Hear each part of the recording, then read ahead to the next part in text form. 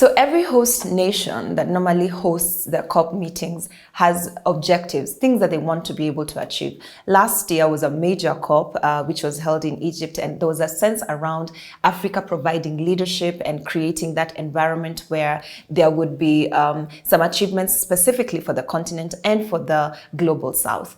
This year, COP is being held in Dubai, and Dubai has 4 main objectives, things that they want to achieve, or thematic areas, or just certain things that they want to achieve at the end of COP. And the first one is energy transition.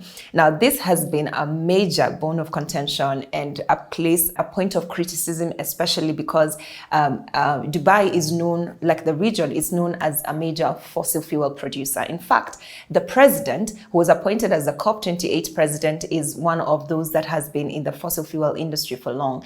And there's been this contention around why would we have a COP president who's been in the fossil fuel industry leading the conversation around climate change. And of course, there's been one side that's arguing that there's need for inclusion to make sure that it's not just about those that are championing for renewable energy or for everything that has to do with climate, but there's a need to be able to bring on board, especially the heavy polluters, because they need to be in the room for them to hear these conversations and then to be able to play an active role to address the issue of climate change.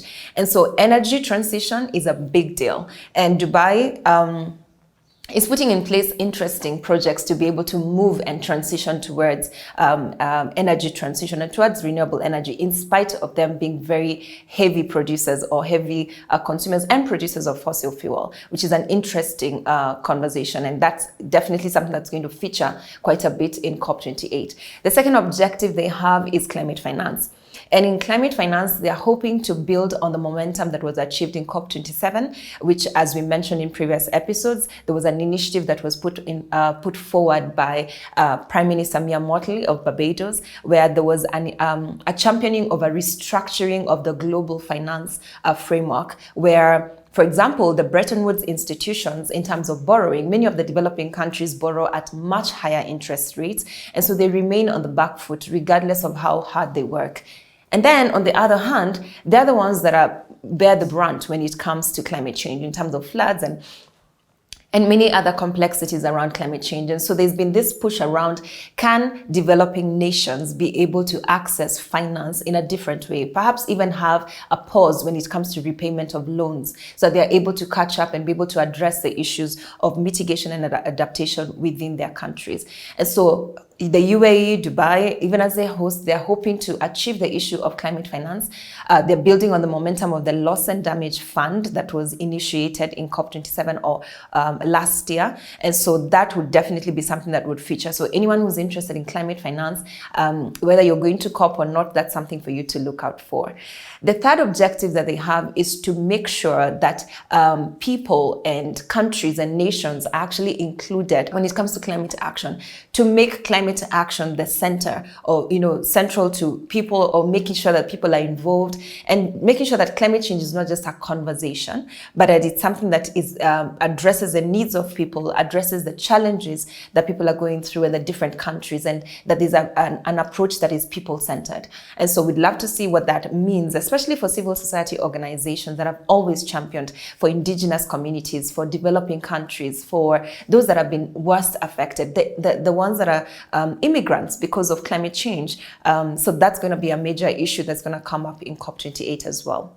The fourth objective that Dubai has when it comes to climate, or for COP28, is inclusivity. Now, climate change is one of those topics that brings everyone together, but there's a lot of suspicion and a lot of challenges when it comes to agreeing on the direction around resolving the issue of climate change. There's always this contention around who's paying for who, or who's paying for what, how do we address it, how does it affect one party over the other, and rather than bringing people together, it's always been one of those divisive issues. In spite of people being in the same room discussing how to address the same issue, there's always a lot of mistrust and, of course, political interest, especially because the high polluting countries and high polluting organizations have a huge stake. And of course, when it comes to conversations like this, there's a lot of influence that comes from different quarters. And so the hope that Dubai has in terms of inclusivity is to make sure that that the different countries feel represented represented. Different parties or different people who've been affected differently by climate change feel included or feel represented in this particular COP. And we hope to see that it won't just be about the developed countries, it won't just be about one side of the spectrum, but that it will be something that brings everyone together, and that there would be momentum, greater momentum than has been achieved in the past.